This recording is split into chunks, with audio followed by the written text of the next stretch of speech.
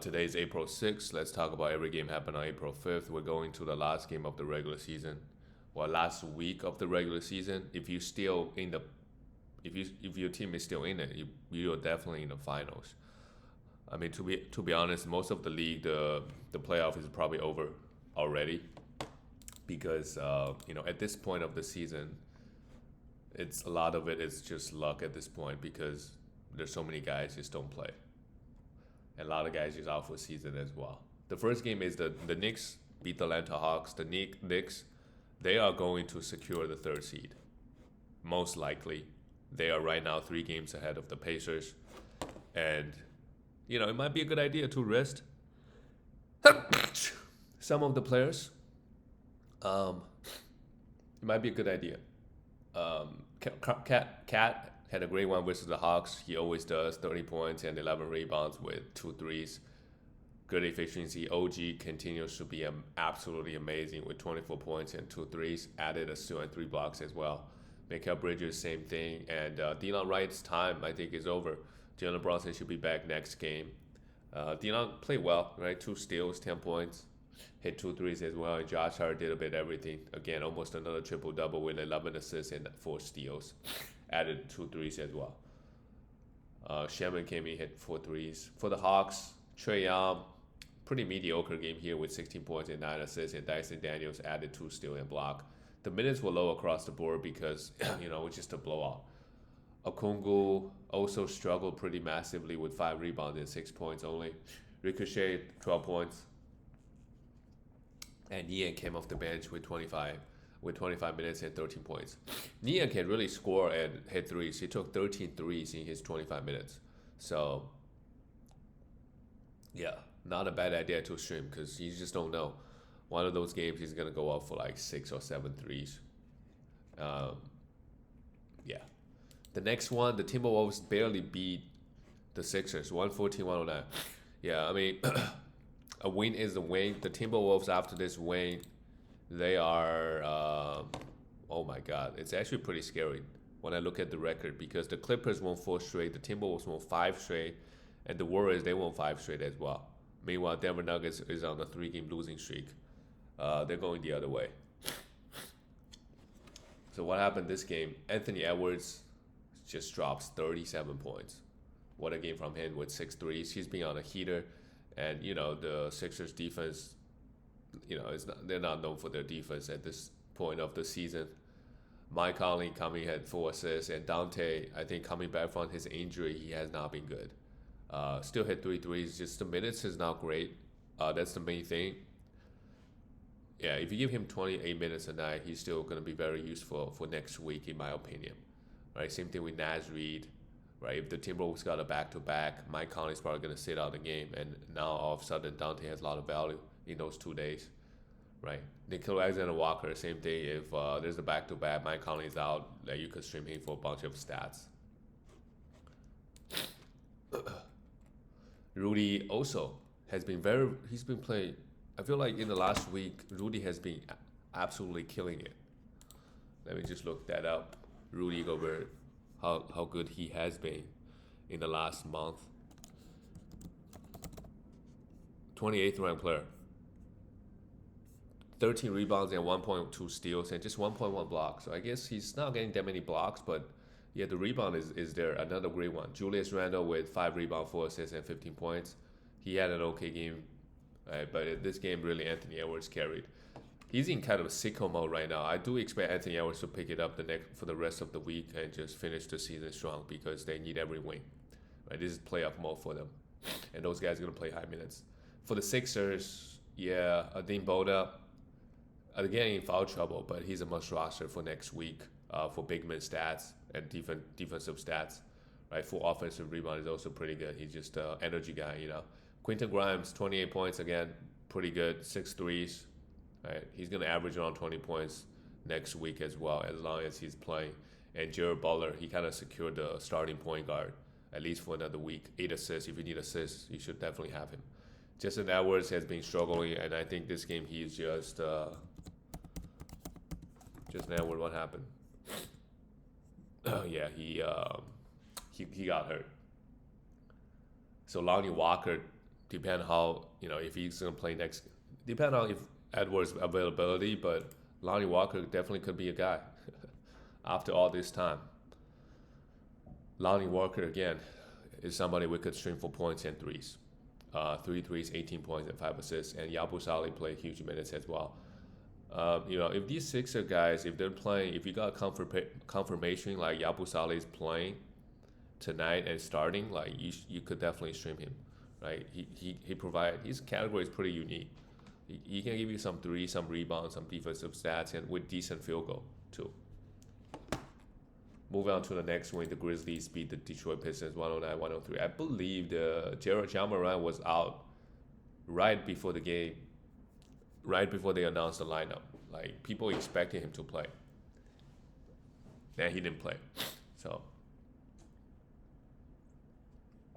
Santi Aldama, he had 4 fouls, 9 points, and 5 rebounds. Not the best game. But in my opinion, Santi Aldama needs to be rostered. Zach Edey, Jesus Christ, 21 rebounds, 1 block, and 6 threes. Another amazing game by Zach Edey. I think after the coaching trend, he just gets a lot of minutes now. Scottie Pippen Jr., every time Jada is out, he's just a must roster, a must stream. Like, he could help you win the league next week as well. He just contributed so many different categories, and Desmond Bain, playing really well at the right time. Jaren Jackson Jr. chipping 27 points. Overall, pretty good win by the Grizzlies. And Detroit, they got Cade Cunningham back, and he didn't seem to miss a beat. Right, 25 points right off the bat with 2 threes, 9 rebounds and 4 assists. Pretty good. Malik Beasley still played 33 minutes, hit 3 threes and 11 points, and Tim Hardaway Jr. Have 9 points. Yeah, with Cade back, right, Tim Hardaway Jr. and Malik, their usage is going to be a little bit lower. They might still play a lot of minutes. It's just like, the usage is going to be low because Cade is going to shoot up 24 shots. That's a lot of shots. Dennis Schroeder still got the start, but, with Cade back, he's just not going to have a lot of usage. And Isaiah Stewart, they have a bunch of guys out. Isaiah Stewart came in, actually had a pretty good game with 2 steals and 3 blocks, along with 4 assists and 8 rebounds and 2 threes. If Jalen Duren continues to be out and he continues to start, yes. And Ausar Thompson also had a pretty amazing game with a steal and a block. Moving on to the next one, the Milwaukee Bucks, they beat the Miami Heat. Miami, they are 10th seed, yeah. They're just fighting for with 4 games left, unless the Hawks lose all their games and they win, it's gonna be very hard for them to get the 8th seed. I don't know who have the tiebreaker. So for Miami, they're mostly fighting for home court in the plains. For the Bucks, Giannis, yeah. Another game with 10 assists. Jesus Christ. Because, of course, with Dane out, 15 rebounds and 36 points. Brook Lopez with 17 points and 5 rebounds and a block. That's pretty good. Taurean Prince had 5 steals and 9 points. He popped off. He's mainly just a 3-and-D guy. And Ryan Collins, yeah, he's another pretty rough game with foul trouble. But we should still have Ryan Collins. I think next week we've been looking for guard stats. This game, because he was in foul trouble, Kevin Porter Jr. went off. Kevin Porter Jr. can still put up numbers. Right? If people don't remember when he was on the Rockets 1 year, he was starting. The counting numbers are pretty good. It's just the efficiency was struggling. If Kevin Porter Jr. can play at a high level, right, in the playoffs, you still have Giannis. Right, I would not be surprised if the Bucks can win a playoff series, right? Because at the end of the day, they still have Giannis, and they playing a team like the Pacers, right? I think who knows? They might be the favorite. I don't know. For the Heat, Larson, he played 39 minutes. David Mitchell played 39. Both guys, they have some value. I would be streaming them both for some points, some threes, some assists, and steals. Although Larson did not have the best game here, only 3 points because he really struggled from the field. Alec Burks played 34 minutes out of nowhere. They have always started him, but doesn't give him a lot of minutes. This game, they give him 35 minutes, and he had 24 points and 6 threes. Alec Burks can put up points and threes. He's been doing that for the last 10 years, I feel like. He was on a different team. When he was with Detroit, we would always stream him. When he was with Knicks, whenever somebody else was out, right, he would come in and put up some good numbers. He's still doing it. Duncan Robinson also had 4 threes, got the starting spot as well. So, yeah, I mean, I would check the Heat. It's just hard to know how many minutes guys going to get from game to game. Like this game, Ben played 42 because Cal Ware was in foul trouble. Right, Ben had probably his best game in a month. 31 points, 3 threes, 12 rebounds, 5 assists with 2 steals and block. And I know that Terrell Hero was out, so a lot of these guys got extra minutes. They should probably rest Tyler Hero down the stretch a little bit more. Moving on to the next game, the Dallas Mavericks and the Clippers. Yeah, Clippers, they're on a heater, dude. Surprise AD. I mean, the Dallas Mavericks, they are trying to make the plays, and somehow they are the 9th seed, which is kind of funny. Phoenix, they might just rest Devin Booker if they lose another game. They are right now 2 games behind the Kings. I don't know who has the tiebreaker. But basically, if Kings just win 1 game, they're done. The Phoenix is out. Or if Phoenix lose 1 game. Phoenix only have, I guess they still have, there are 82 games in the regular season, right? So there's still 5 games to be played. So mathematically, it's still possible. Yeah, AD played very well.